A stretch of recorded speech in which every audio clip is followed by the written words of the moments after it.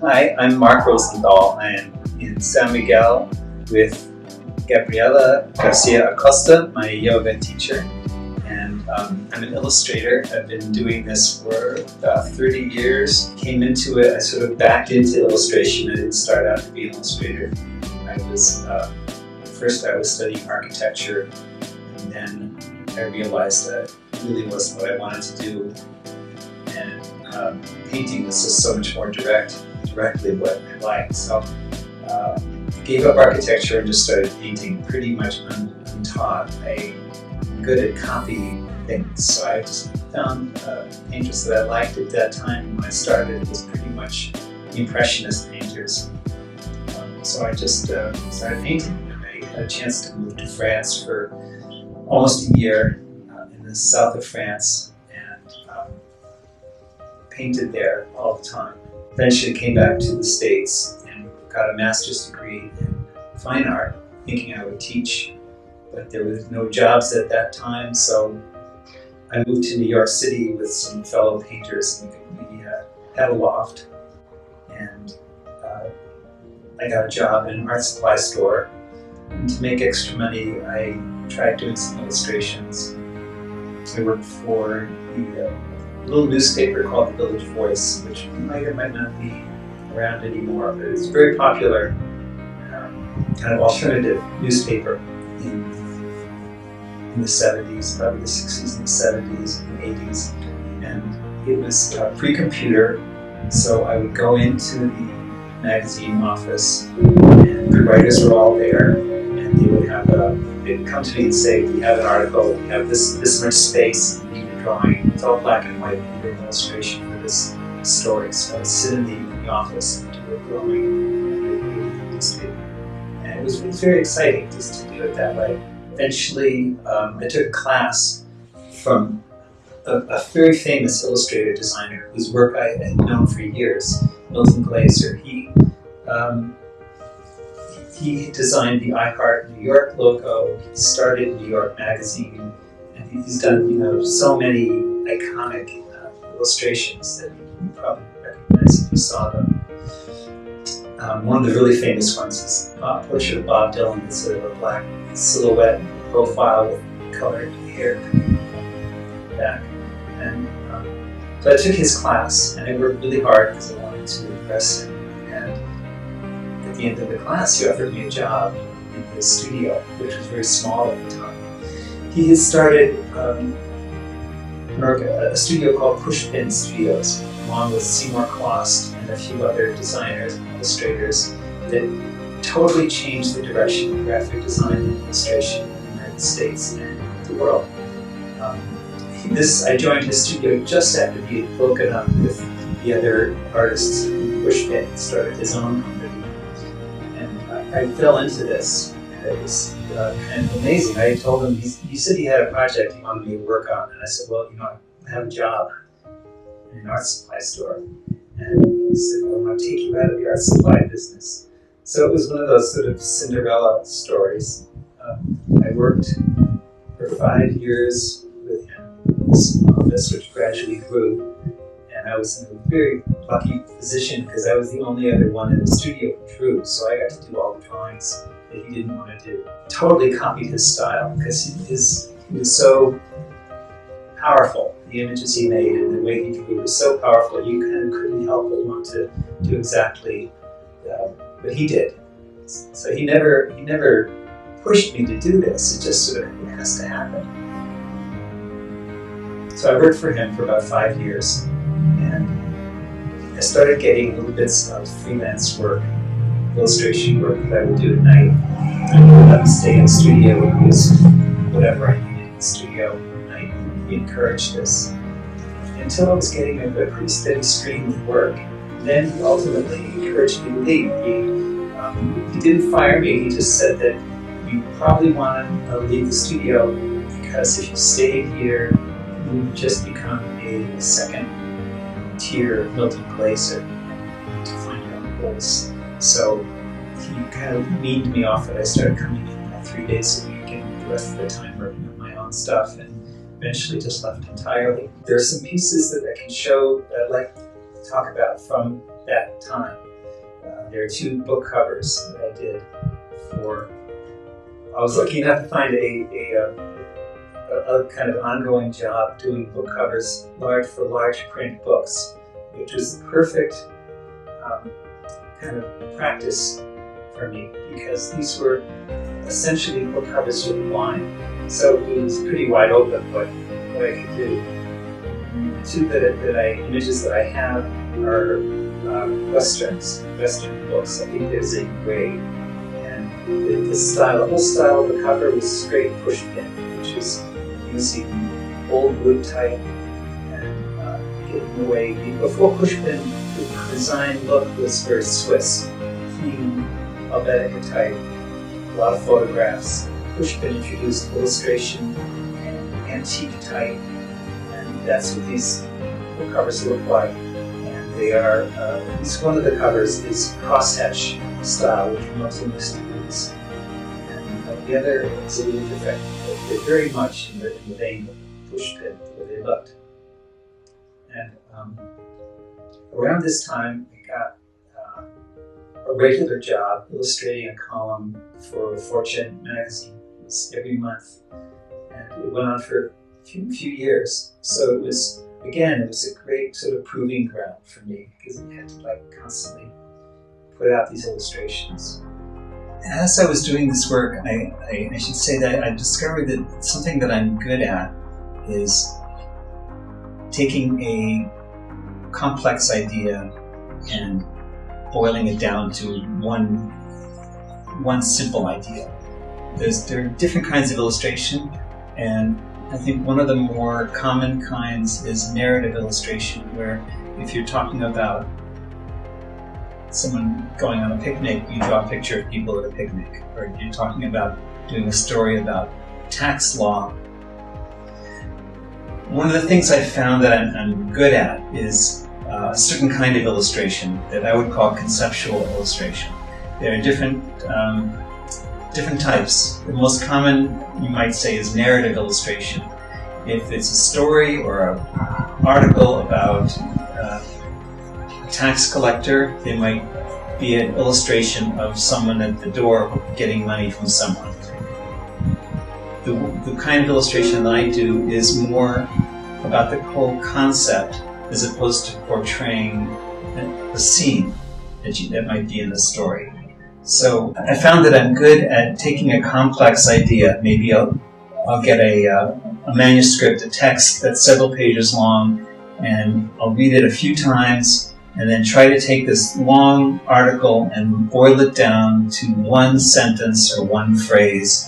And I found that even a complex story almost always can be boiled down to a very simple idea. Someone is beating up someone else, someone is stealing something, someone is succeeding, winning a race. These are all kind of concepts that even a very complicated story can be boiled down to. So I found that I'm pretty good at doing that kind of illustration. And some of the tools that I would use are derived from fine art. The look of it, I take a lot of the look of the illustrations from the Cubists and artists from the 30s and 40s, and surrealism is an incredibly useful way of looking at things to find images and symbols, because a lot of what illustration is manipulating symbols. You have the symbol for one thing combined with a symbol for another thing to tell the story. There's an illustration that I did for this Fortune magazine. It was called, the column that I illustrated was called Office Hours, so it wasn't strictly financial news, it was about being in an office, what happens there. So this article was about memory, about being able to memorize things, keep things in your head. Now, I don't know if this is true everywhere, but in the States, a kind of a common idea for, like a meme for memory is tying a string around your finger. So I did an illustration of someone sitting at a desk, and instead of a head, there's a big hand coming up with a string around it. symbolize memory. This is a purely surrealist image. I think a lot of illustrators use surrealism to convey ideas. Stylistically, I tend to look to the 30s and 40s. It's really my favorite period in all kinds of ways. And a lot of the artists there are my favorites. Fernand Léger is one of my favorites. And he did a thing with his paintings that, at one point of his paintings anyway, where he would do kind of in black, I think in black paint, kind of a rendered image of a figure. And then he would superimpose flat colored shapes over it. It didn't correspond to the drawing underneath it. But what that does is it flattens out the image. And I think part of graphic strength and interest comes from that idea of flatness, where you have a three-dimensional image, but then it's also flat. So it has this sort of tension between flatness and three-dimensionality, which is the same kind of thing when I was a painter that I was interested in: space and flatness and depth pushing against each other. There's an illustration that I actually can't remember what it was for, but it probably was some medical magazine. Had to do with there's a woman, and behind her is plumbing, pipes and valves, and her torso is opened up, and you can see pipes and valves inside of her. And it was exactly straight out of Léger. It's a black and white rendered image, and then there are colored shapes sitting on top of it. That I think without the colored shapes, it would not have been half as interesting an image. While I'm on the subject of magazines, I have to talk about the New Yorker. There's no other magazine like it. It features art in a way that no other publication does.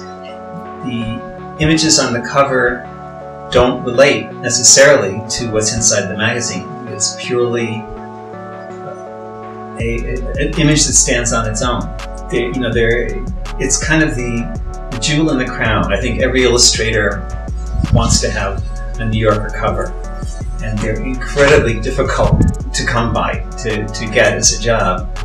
They have a really, I did one cover that actually went through a while ago.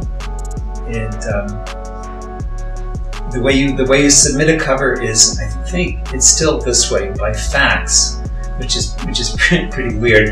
And you send off cover ideas, sketches, and usually you don't hear anything. It's like, and I used to think, well, it might have fallen behind the radiator or something. And once in a while, they'll call you back and say, well, we like this idea. Can you develop it a little more? And it goes through several phases like this. And then if you're lucky, eventually it becomes a cover. I know I had one cover that they had okayed, and I was doing the finished artwork, and then something happened in the news. The covers don't necessarily reflect what's in the magazine, but they do reflect current events. So if something happens that's important, you're more likely to do a cover that relates somewhat to that. So, like the cover that I had first done, it got supplanted when something happened in the world, and they had to do a cover about that. The cover that I did get was a typical kind of New York. A lot of the covers in the New Yorker deal with New York and kind of the way life is in New York City.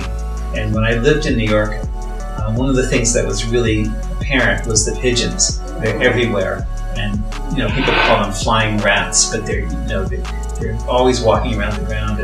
And during the spring, the male pigeons have this puffed out chest, and they chase around the female pigeons. And so I did a cover that was humans. It was like a pretty young woman, and there are these guys in kind of business suits, but they look like pigeons with the big puffed up chests, and they're circling her. And so that became a cover, which was very exciting. One of the questions you asked was, how do I stay in the forefront? How do I stay current without losing my essence? Well, part of my essence is that I get bored very quickly with a style. And I'm always, as I think I said before, I'm very good at copying, and I take my inspiration usually from other artists or other visual things. And so I found that my style changes year to year. And that kind of is my essence. I think there's probably something that is constant that carries through. Maybe it's this slightly humorous sensibility. It's slightly humorous take on the world, maybe. But the look of it changes a lot. When I started, I was doing illustrations that were strictly problem solving. As I said, I'm good at solving problems, at getting to the essence of a story and then showing it graphically. And I focused so much on this that I think my drawings were kind of anonymous looking. There are some people you look at a drawing and you go, oh, I know who did that. And I realized that I was getting work, but I didn't really have a style that was consistent. Went back to the Cubists and looked at some of their painting work, and I developed a style that had whatever drawing and image I had, there were areas of black that went through it, and it's very hard to describe, but I think a line might be black line, and then when it went into the black space it became a white line, and then it came out of the black space it's a black line again. And it again, this served the function of flattening out the image, but it was a very distinctive look, and it was the first time that it kind of started to get some recognition as an individual artist, not just someone servicing the article at the moment. Yeah, I think styles have to evolve with you. And you take it from I take it from other people, just like it's like a personality. You can't like create a personality out of nothing, instantly. You meet people and they change you a little, and you see someone else, or you see a movie and that changes you. And I think it's the same way with the style. It's constantly having input, constantly seeing something new and thinking, oh, that's very cool, the way that looks, and maybe I can incorporate that somehow into mine. I think even if you're taking stuff from other artists, you can't help but have your own self come through, unless you're just really slavishly copying every line of someone else's work.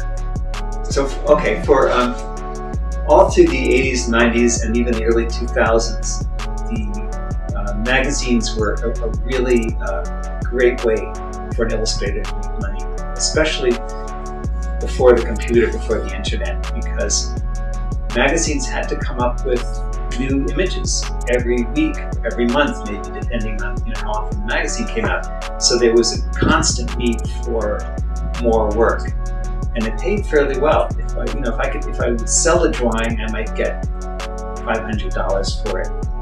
But if I let a magazine use it, I would get easily $500, and then I'd still have the drawing. So it was tons of work. And for me, I liked it because it changed a lot. It was very fast-paced. You'd get an assignment, which would mean they would send you a text of a manuscript for an article, and you'd have maybe 2 days to send them sketches, your ideas, and then if they approved it, you'd have another few days to do the finish. And this was, when I started, it was before the internet, before computers. So the way it would work is I would do a bunch of sketches. It was very good to be in New York at that time, because that's where most of the magazines were. So I would go home, I would read the articles, I would do a bunch of sketches, take them to the Time Life building and give them to the art director, and then I'd wait, and they would tell me, what their feedback was. I'd go home again and do a finished piece of artwork, and then bring it back to the office and give it to them. And it was kind of, it's much slower than it is with email, sending an image over the internet. But it also meant that I'd sit in their offices, and all these other illustrators whose work I know would also be there. And it was kind of much more of a community.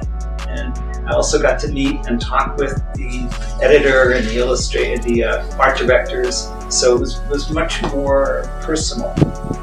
And when you brought your, first brought your portfolio around, you took it. It was a physical portfolio, and you took it over to the magazine office and sat with the art director, and they would look through it and make comments, which doesn't happen anymore because everything is on the internet. So I'm a little sorry about that, although it's very, working on the computer has its advantages, because if you're doing a watercolor and you make a mistake, or they say you need to change this, then you throw it out and you start again. In the computer, you just make a patch, you can change the colors instantly on the computer. So that side of it is nice. Although they want things immediately now. With the, when you're doing a watercolor at home, you had a few days, because that's how long it takes. On the computer, they want it sent to them immediately.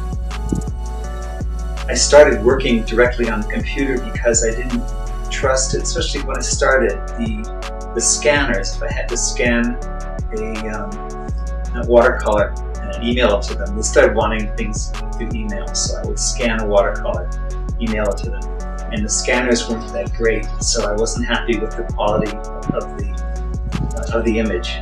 So I started working directly on the computer. And I still do that for illustration. It starts with a drawing. I'll draw with a pencil or ink, and then I'll scan just the black and white bit into the computer, and I'll do the color and whatever tweaking you need to do in the computer. In the last, I'd say, maybe 10 years, magazine work has dropped off a lot for everyone, because magazines just don't have the budget anymore to hire out that much illustration. And as this was happening, I did a children's book. My wife worked for Knopf Publishing, and her editor, knew that I was an illustrator, and I did a little book for them. And then since then, I've been doing more and more children's books until at this point, I'm doing mainly children's books, which is really different from illustration. When I was doing illustration, it was very fast-paced, as I said. It was, you get in a story, in some cases, if it's a weekly magazine, you get the story in the morning and they want the sketch in the afternoon and finish the next day, so it can be really fast. Books will take a year to do. It's a similar process in a way. They send you the manuscript for a picture book. It's usually not that long. It's for a 32-page picture book, which is standard. We might get one full page of text, and that's it, and maybe 2 pages. For me, the first step after that is breaking it down, reading the text, breaking it down to how the page turns might turn. So you're breaking down what's on one page, what's on the next page. When do you think it would be a page with a lot of little illustrations, or a full page, or maybe even a full spread, and you're thinking about page turns. What is this page like? And you're doing illustrations through time. So in a way, it's kind of cinematic. The experience of reading a book is sequential. And it matters when you turn the page, when a new image comes up. So if you want it to be a surprise, you're leading up to something, and then bam, there's a big image covering the whole spread. So you're thinking in very cinematic terms when you're laying out the book. When is it going to be a far shot of establishing the scene? When are you going to come to a close-up? Those are all things you think about doing a picture book. The next step, I guess, would be, for me, is finding the character. And it's got to be something appealing to kids and that I could draw. I wouldn't want to pick a character that I could only draw once and not keep it up throughout the whole book. Then the next step in the process is making a dummy where you lay out the entire book. Editor and the art director can look at, and then there are changes after that. And then finally it comes down to doing finished artwork. And this whole process can take a year easily to do. Usually in publishing, the writer and the illustrator never meet. The writer submits stories to the publisher, the editor looks at them and they choose an illustrator that they think will match the feeling of the book, and then you're working with the art department and the editor of the publishing house, and you never come in contact with the writer. My wife Eileen wrote a children's book, and it was so charming. It actually got chosen because I was doing, I had written a book, and I was bringing in the sequel. I had an idea for a sequel to the book they'd already published, and I brought that in with me to see the publisher. But I also brought in a little dummy of a book that we put together that Eileen had written, and I did the pictures. And the publisher looked at the book I came to show them and said, yeah, they were kind of a little lukewarm about it. And then they saw the book that Eileen did. It was called I Must Have Bobo. Bobo was a stuffed monkey. And they said, I want that book. So that was actually very exciting for that to happen. And it let me and I work together on these books, which is not the way books are usually done. Most of the books that I've worked on, I've really just illustrated someone else's text, although I have written 2 that got published. I've been trying to write others, but it's hard to get them published. But the 2 that did get published were really satisfying. The first one was called Phooey, and it's about a little boy walking through a town, and he's incredibly bored, but there's all this stuff happening around him that he doesn't even see until at the end. He comes to like the town. But it started it started because I wanted to make a Rube Goldberg machine. Rube Goldberg was again back to the 30s. He was a cartoonist in the 1930s. He was famous for making really complicated machines to do simple tasks. It would be someone picks up something and it pulls a string which makes a ball roll down a chute, and it hits something else, and then it lights a match, and then the candle burns the string and something else falls. There's these kinds of really complicated machines, and I thought it would be fun to make a Rube Goldberg kind of thing that took place throughout a whole town. So one thing happens, it causes something else to happen, which causes something else to happen. And I needed the starting point to start the chain of events.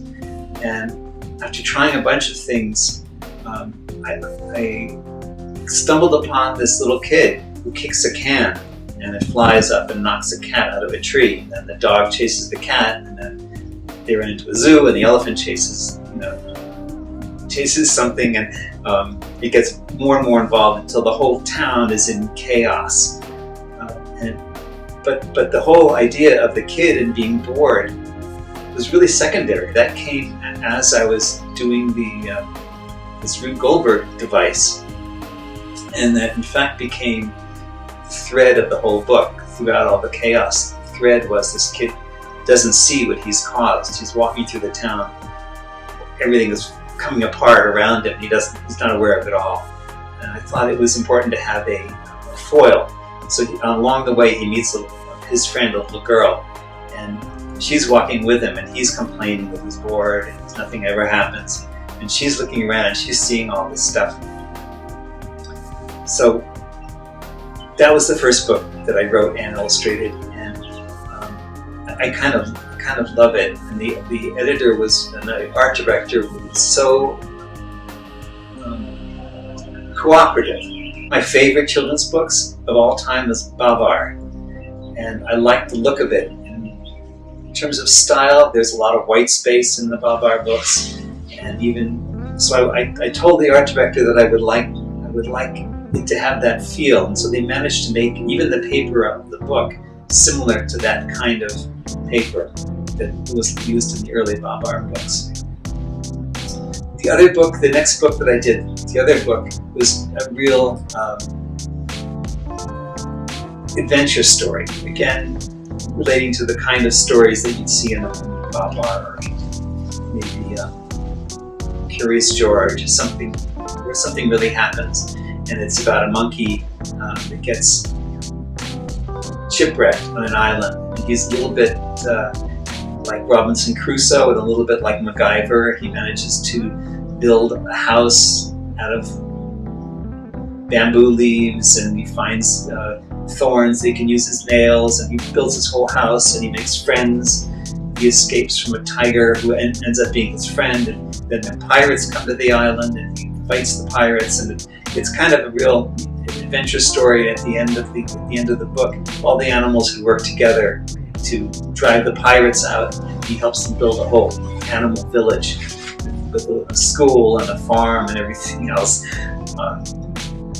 And so this book was for a little bit older kids, probably 8 to 11, I would say, age 8 to 11. And it's my favorite book that I wrote, and I'm hoping still to do another one like it. There are two more books I'd love to just touch on a little bit. One is they call them concept books. Like concept books would be learning to count, learning colors, those kinds of things. So I had an idea for a concept book about opposites. And at first I thought I could do a pop-up book. I studied how to do pop-up things. And it was really complicated, and I think it's really expensive. And so I gave that idea up. But then I was thinking another option would be to have pages with a flap on them. And the flap would cover half of the illustration. And when you opened it, there'd be a new illustration there, and it could almost be like a mini animation. It's like if you, one of the things in this is there's a robot looking straight ahead, and when you open it up, he's sideways. It can almost look like an animation. So the other idea for this book on opposites was using robots, because I always love robots, and kids love robots. Also, you can do all kinds of weird things with robots' bodies that you couldn't do with a human. It would be really gross. So the opposites book is called Big Bot, Small Bot. And there are things like there's you see a big giant round robot, and the flap goes like this. When you open the flap, it comes apart, and inside it is a little tiny bot. So it's things like this. It's a very short, fun book, and I enjoyed doing it. The other book I wanted to talk on is I got a call from I should probably talk about two of them. I developed a close relationship with an art director at Simon & Schuster, and he called me to do a book about Donald Trump. This was before he got the nomination, the Republican nomination. It was before the Republican convention, but he was running for the nomination. And everybody assumed that he wouldn't get it. And there's a very funny writer, Michael Ian Black, who's a comedian. And he wrote a very funny, kind of Dr. Seuss-like book about Trump. The Child's First Book of Trump is the name of it, and it's, what is this strange creature with orange hair? You know, it was that kind of thing. And they wanted, the art director called me and wanted me to illustrate it, but he said it had to be done really fast. So, as I said, books normally take a year to do, so I had to do this book very quickly. One of the first things I had to figure out was how I was going to draw him. I didn't want to do a caricature, really, because first of all, I'm not very good at caricatures, and I ended up coming up with a kind of sweet potato, like orange brown thing with his hair. And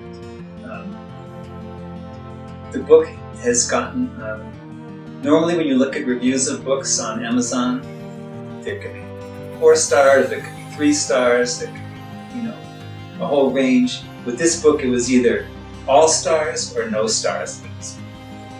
They either liked the book or they hated the book. And in fact, this is the first time I've gotten some hate mail and hate phone calls about this book, which really kind of freaked me out. A lot of them were anti-Semitic and directed at me and the writer. And first, I was very freaked out about it, but after a while, I just realized that these dreams just talk. But the other book I want to mention is also by the same art director who wanted me to do the Trump book. Came to me and said he wanted, it's a special project, it's a really important project, and he thought it'd be good for it. Was that Simon & Schuster had gotten the rights to publish a few books, picture books that were based on Beatles songs, Lennon and McCartney songs. And so he wanted me to do a picture book of All You Need Is Love, Lennon and McCartney songs. And of course I jumped at it, not really thinking about it. And then when I read the actual lyrics, because the book was going to be the lyrics of the song along with illustrations. And when I read the lyrics, I realized it's almost impossible to illustrate this book. The lyrics go, love, love, love, love, all you need is love, love, love. It goes on like this. I'm thinking, what am I going to do pictures of? They suggested maybe show people loving each other, and I'm thinking, kids aren't going to want to see that. So eventually I came up with the idea I had was to have the words, but then have a visual story that kind of went under the words. That was its own story. So I started with a pile of rocks, kind of like a bear's cave. You can see a little bit of a bear peeking out, and there's a bare tree next to it with a nest. And birds start singing, and you see the words love, love, love, and the bear pokes his head out and then comes up to the nest and then starts, birds flying, he follows the birds. The secondary story is that he's walking and he's developing a little entourage behind him, bird, and then there's a duck that follows him, and then something else follows him. Eventually he picks up some kids, and so it's the lyrics of the song, but then the visual story is he's walking through the country, and then he walks into a little town, and behind him, wherever he's walking, flowers are popping up. Even in the town, flowers are popping up in the streets, through the sidewalk. And eventually comes to a playground. There are kids in the playground.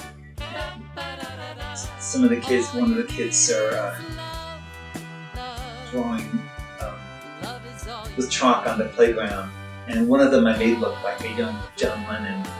Probably no one got it, but that was my pleasure. I tried to do more. I tried to slip in things for the grown-ups too, but it was because it was the Beatles. There was so much copyright stuff. I had part of the parade. I wanted to have them walk across the street like Abbey Road with the crosswalk and everybody following them.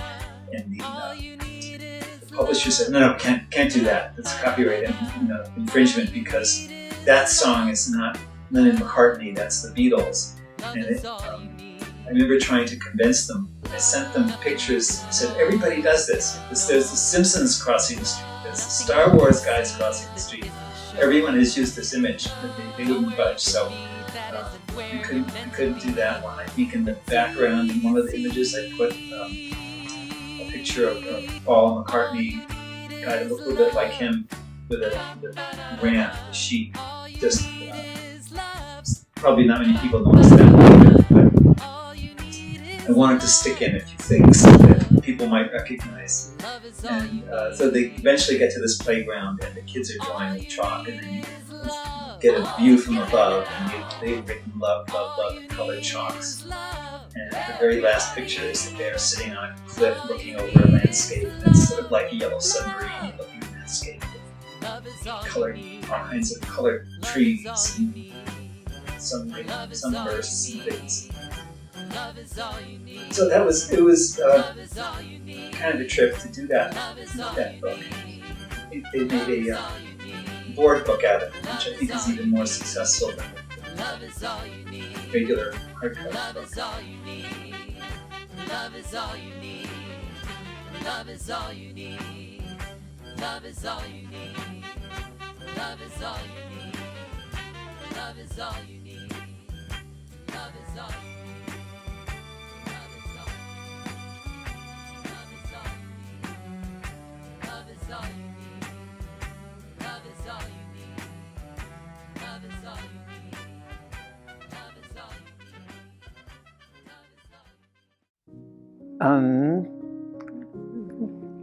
There are a few other illustrations from magazines that I can say a word about. One of them shows a group of people,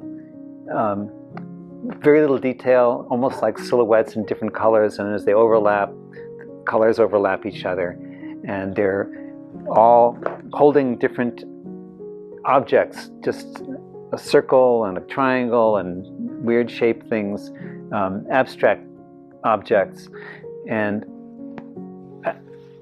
one of them is standing holding a whole pile of them, and the others are holding ones, bits and pieces of them and offering them up to him. And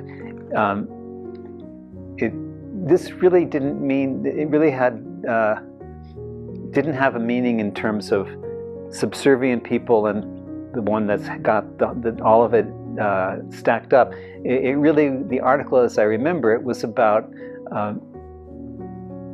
cooperating and kind of improvisational theater type thing, where you're playing off of each other. So I thought the idea was that everybody is bringing something to the party, and somehow it all comes together in the stacked object.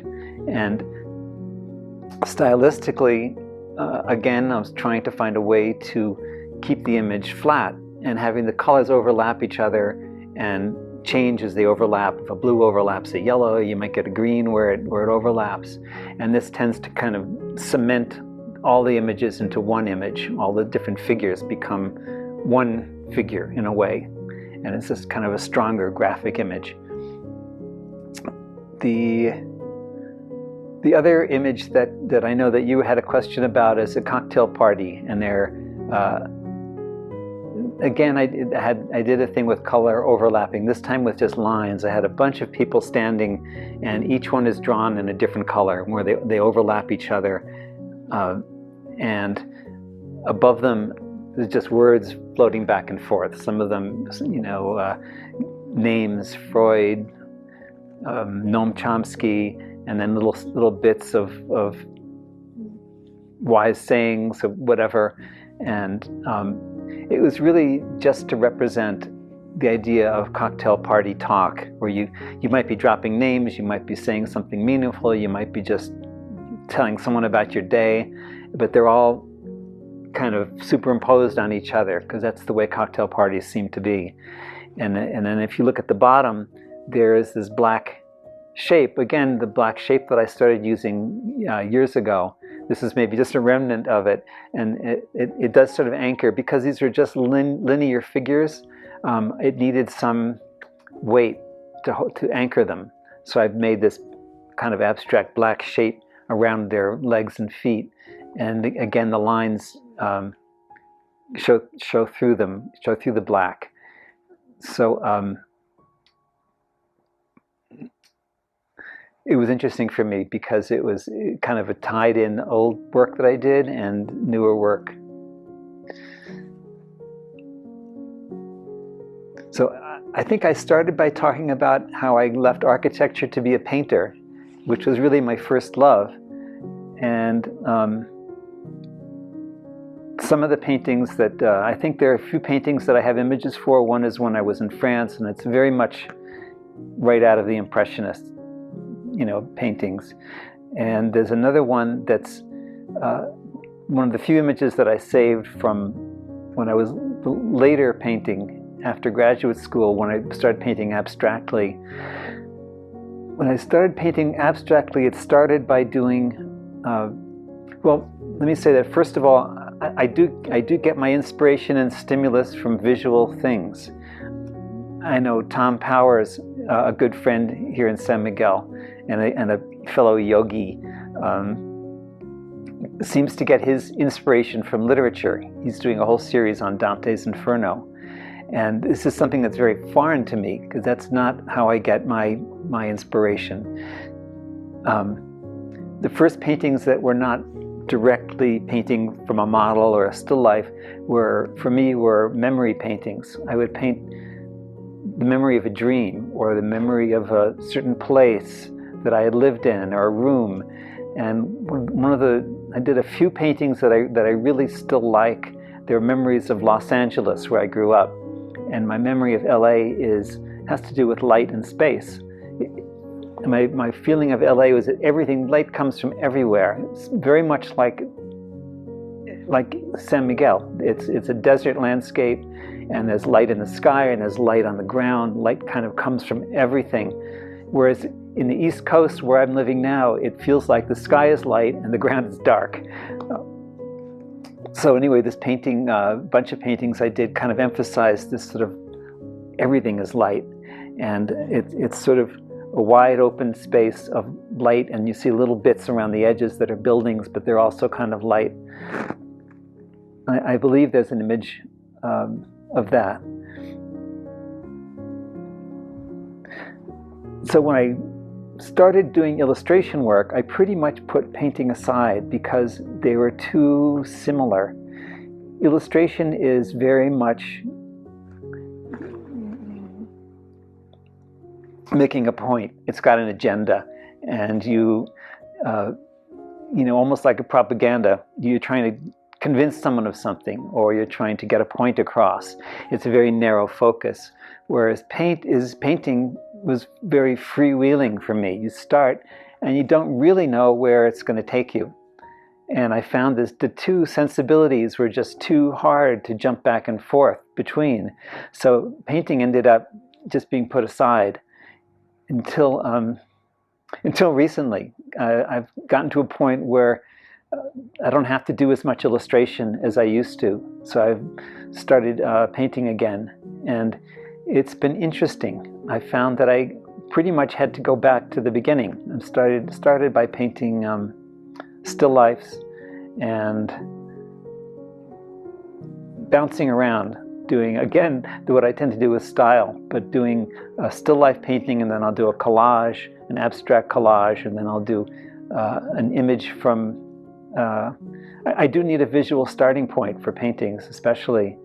For collage, you can just put something down and then react to that, put something else down, and then you start reacting to what you've put down.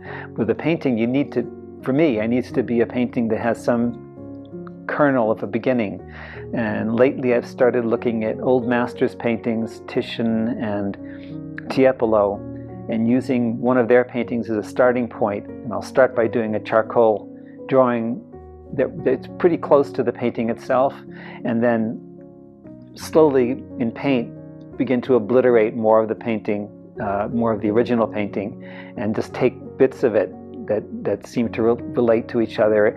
Again, for me, thinking mostly about the space and some of the feelings of the form and the movement. So that's an ongoing process. I really feel like I'm just at the beginning of getting back into painting again. I'd like to talk a little bit about yoga, because that's what brought me here. I used to do other kinds of sports. I used to run, and I used to play tennis and swim, and I constantly injured myself.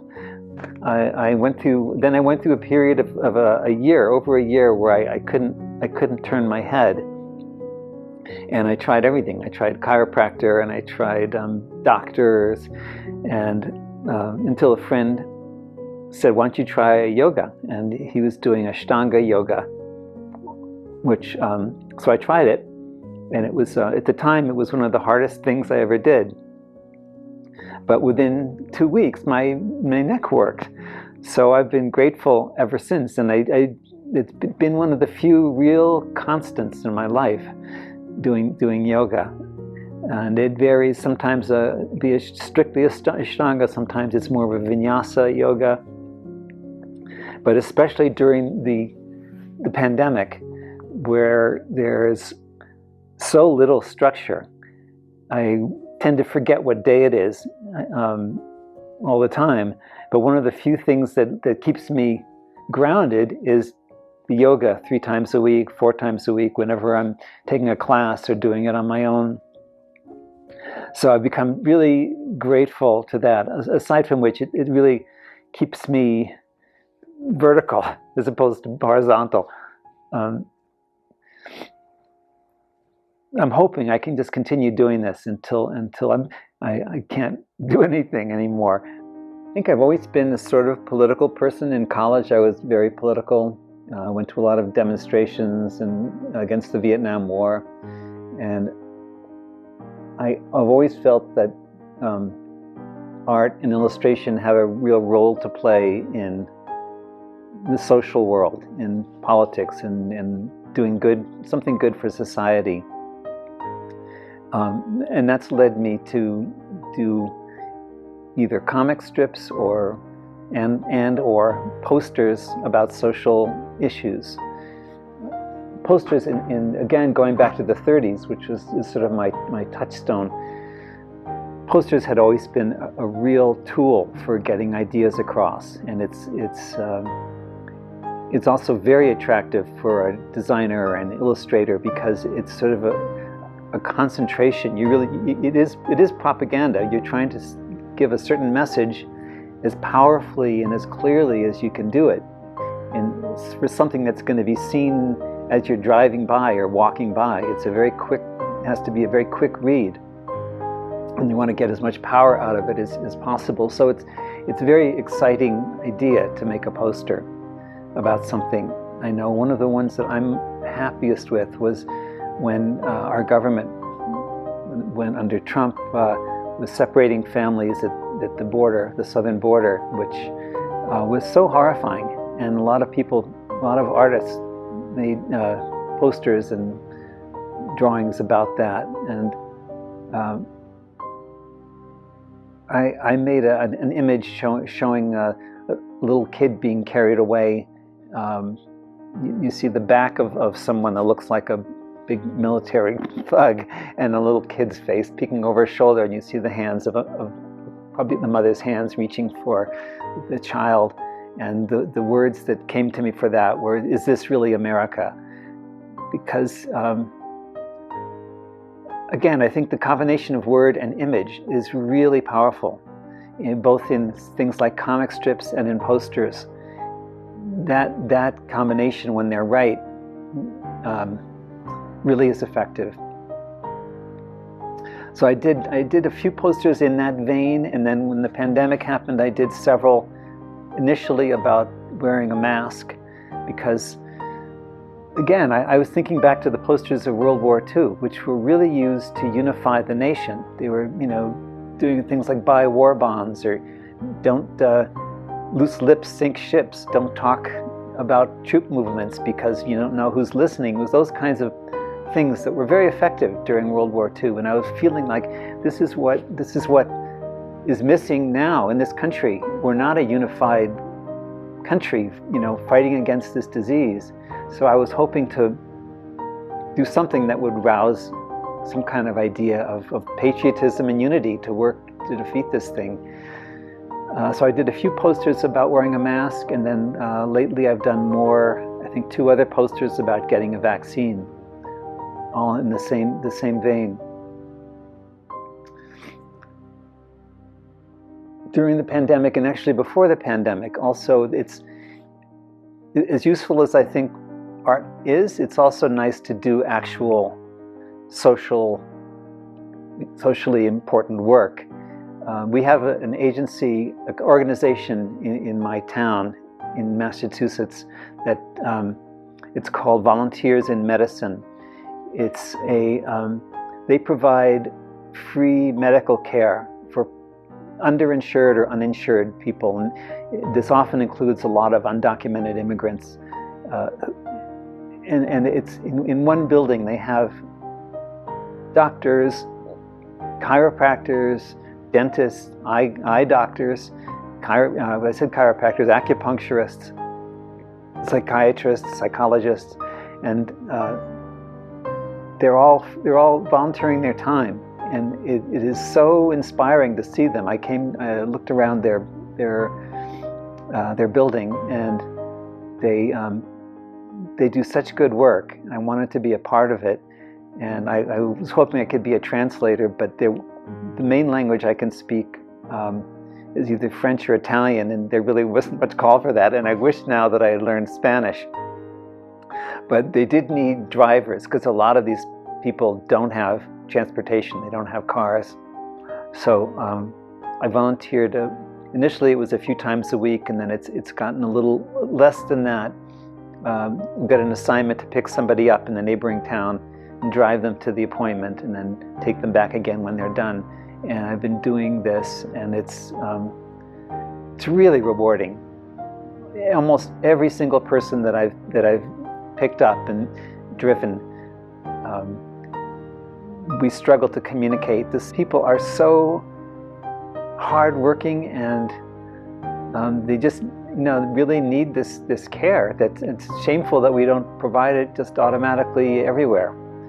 But so that's become another part of my life that I really enjoy. It's helped me. I mean, it's been good for me to meet people that are out of my normal life. About my family,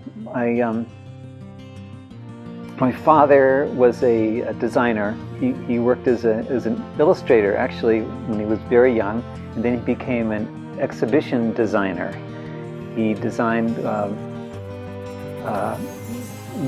when I was about a year old, he designed traveling exhibits in Europe after the war. This would have been 1950. He went to Turkey, so the whole family went to Turkey and lived there for 2 years. And he designed traveling exhibits about things like water sanitation, setting up certain kinds of irrigation things, whatever. I'm not sure what they were, but they were from the U.S. Information Agency, and they were instructional posters and exhibits that he did. So I grew up for the first 2 years of my life in Turkey, and apparently I spoke Turkish and French fluently when I was 2, which I've lost most of it. I speak a little French. I speak French now, but not Turkish. My mother was a biologist, so both of them really appreciated learning and books and art. That's how I grew up. And my father was a big Marx Brothers fan. So we, my brother and I have a brother who's 5 years younger, and we both became avid Marx Brothers fans. We grew up in Hollywood when we came to the States. And at the time, you could rent a projector and a 16mm film, those big reels of film of the Marx Brothers movies. And we would rent it for a weekend and play them over and over again until my brother and I could act out almost the entire movie. Often I'd be Groucho and he'd be Chico, or we'd switch. So my brother is a writer, and he's written some books, and he also went into the exhibit business. He writes for museums now, and he has a lot of the same sensibilities that I do. His writing is very, very engaging, very funny. We worked on a book together, a geography book that's called Geographic, and I really loved that book. And it had very funny text, and he would just write the whole book in text, and I just would read bits of it and pull out things that I wanted to do a funny picture about. So he lives in New York. He's a die-hard New Yorker, and he's been writing for all kinds of museums. Not art museums usually, they're more like natural history museums, or I think he worked for the Baseball Hall of Fame and the Natural History Museum in New York. And my wife, Eileen, who I met at Milton Glazer's office, it was a really comfortable, wonderful place to work, and there were several office romances that led to marriages, and so mine was one of them.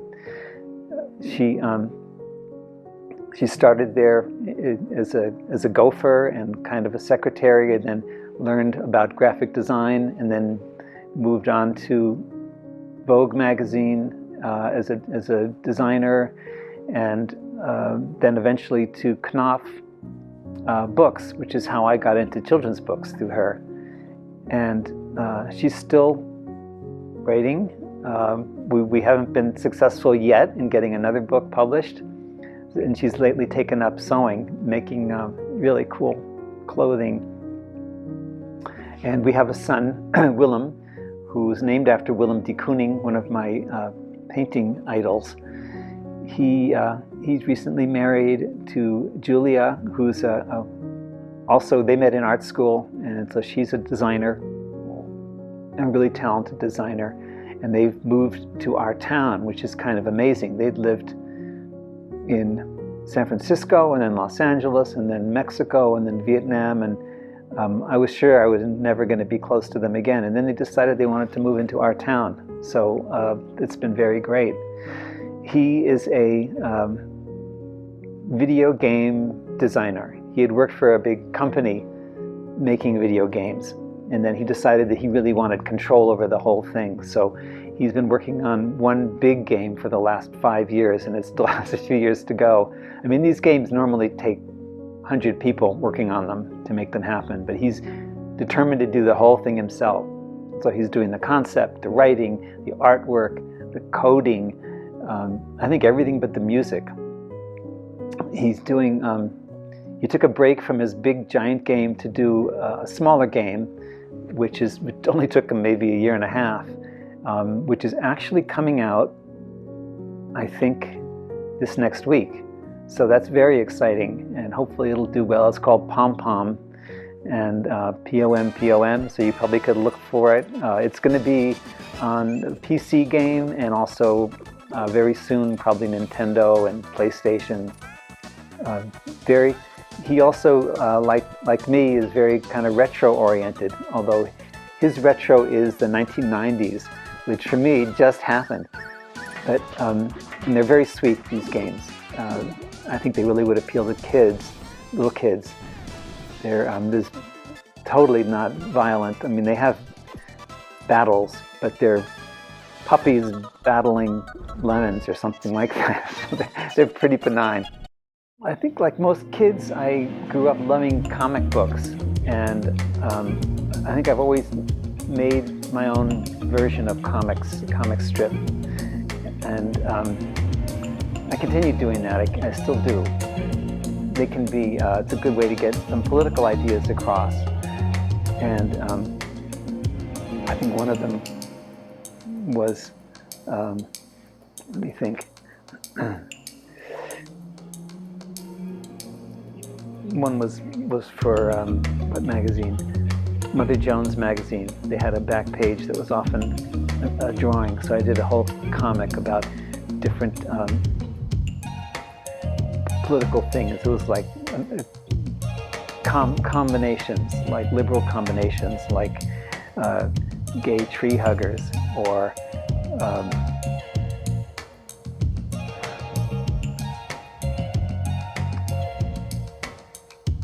French latte abortionists or something like that. I can't remember what they were now, but they were funny drawings based on those kind of ideas. And some of them are just personal comics. I went to a trip to France. I did a comic called Ants in Your Pants in France, and it was following a made-up character, Monsieur Foubard, who has this active mental life, and you see him in various scenes going into a bar, and he's feeling like he's flawless French person, but he's actually kind of not.